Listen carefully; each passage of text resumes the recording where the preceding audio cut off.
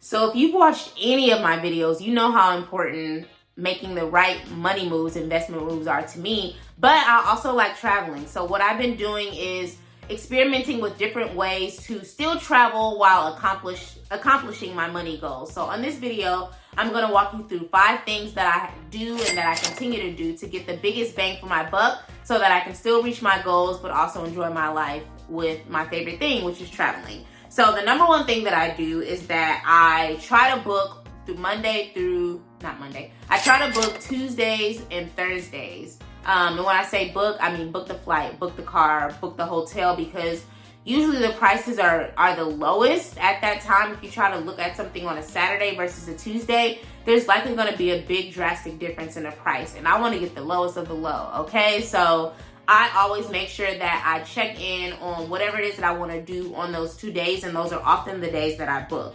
And if you're wondering how to do that, I recommend that you set up trackers. So that's tip 2, is I use Google Flights to set up trackers for where I want to go. So right now, my twin and I are considering a trip to Panama.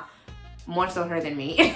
But I am interested in going. So what I've done is I've set up trackers from the different airports that are in my area, as well as the dates, so that I can track when prices drop. And if they drop to where I feel comfortable purchasing, then I'll book. It takes the guesswork out of me having to always log in every day and figure out what's going on. That just causes a lot of anxiety, and we don't have time for that. We have other things to worry about. So that is tip 2.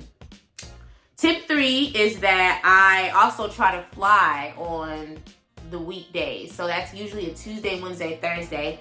Again, because there's less people traveling, there's less demand, and you can usually get to your places much quicker. And again, you want to fly on those days because usually it's cheaper to fly. On those days, usually other people are working or they have kids in school. It's just harder for them to get away. So the airlines kind of make up for it by offering lower prices to fly during the weekdays. 4 is that I earn points on my everyday purchases. So you may be wondering, what does that mean? So I do have credit cards and I use them strategically, but the one credit card that I have utilized a lot and that I love is my Chase Sapphire Preferred card. So what I love about that card is that it's not on the level of the Amex's, which is no shade, I'm working towards Amex. But I wanted a card that offered a low annual fee, meaning that the fee that I had to hold this card from year to year isn't astronomical. I also wanted a card that would allow me to earn money on the everyday things that I already do. I don't want to have to go out of my way to spend in this category that I never spend on. So with Chase, the annual fee is $95, and baby, that is worth it, okay? And then also the things that I'm earning, points on are things that I do every day. So grocery shopping, I order my groceries online. I get 3 times the points on that, which means that whenever I purchase $50 worth of groceries, I earn 3 times the points on that. So $50 then turns to 100, 150, 200 points, because it's 50 times 3. So, I'm sorry, 50 times 3 is 150, excuse me. So I earned 150 points on something that I do every week. Another thing that I do a lot is that what are my points? Another thing that I do a lot is that I ride Lyft.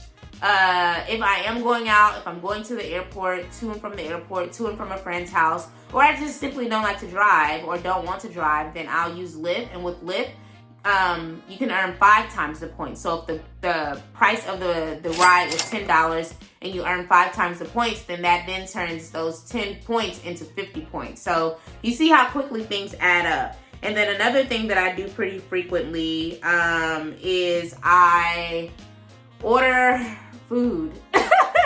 So DoorDash, for example, I try not to do it frequently because I am on a budget, but every once in a while, I'll order in, and you can earn 3 times the points on that. So if your purchase was $20 and you earn 3 times the points, that's 20 times 3, which is now 60 points. And then lastly is the things that I do, which is fly. I'm flying pretty often. I can transfer my points to Southwest. So once I'm accumulated a certain amount, or I see a flight on Southwest that needs a certain amount of points and I have that, I can transfer easily from Chase to Southwest and redeem them.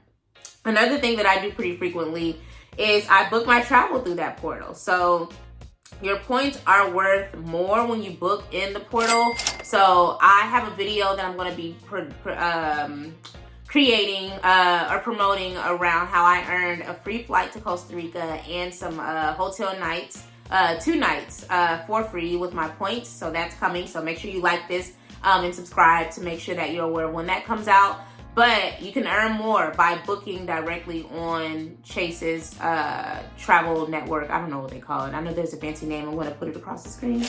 But that is what I'm doing. I'm not going out of my way to, you know, get points. I'm earning them on the things that I regularly do from day to day. And I'm sure I'm missing something. I can't think of what it was, but I'll add it across the screen if I can think of it. And then lastly is that, again, I redeem those points for free travel. So again, my video is coming out where I'll talk through how I'm going to Costa Rica for free. But if you book within Chase's travel portal, your points are worth more, number 1. And 2, you earn 5 times the points on the travel you book within Chase's travel portal. So if you book a $200 flight on Chase's travel portal, that $200 that you paid in cash or, you know, debit, whatever, is now worth 10,000. I'm sorry, 1,000. 2, 4, 6, 8, 10. Yeah, 1,000. Because it's $200 and then you 5 times that. So 200 times 5 is 1,000. You see how quickly that can, you know, accumulate points, you know, so you get to 100,000 points very quickly, like I did, and then you redeem it to do the things you love, you know. So that is how I'm able to travel on a budget while still accomplishing my money goals, my finance goals, my investment goals. So if you are interested in signing up for your Chase Sapphire Preferred card, I do have a referral link in the description. Again, I use my card for everyday expenses. I don't go out of my way to spend it. You know, I use it on groceries because it's 3 times the points. I use it on booking travel because it's 3 to 5 times the points. So if I book on Southwest directly, I earn 3 times the points on that. So a $200 flight then turns into 600 points. And then Lyft, I take Lyft. That's been my preferred ride share transportation, and you earn 5 times the points. So a $10 trip turns into 50 points, for example. And yeah, if you sign up and you spend $4,000 within the first 3 months, then you can earn 60,000 points, which again is about how much is that usually if you redeem those 60,000 points. It's usually around like $1,000 that you'll have to spend. And that's a flight to maybe Ghana. That's a couple of flights. If we thinking long term, if we thinking big, you can travel all through South America depending on where you live right now. So that is my preferred card. And those are some of the reasons why. And again, on my next video, or I don't know if it's the exact next video, but on another video, I'm going to talk you through how I got to that point to redeem my points for, a free flight as well as a couple of free nights in a hotel in Costa Rica. So stay tuned. Thank you for watching. Comment below. Please like, comment, and subscribe. Share with a friend, and I will see you guys on the next video.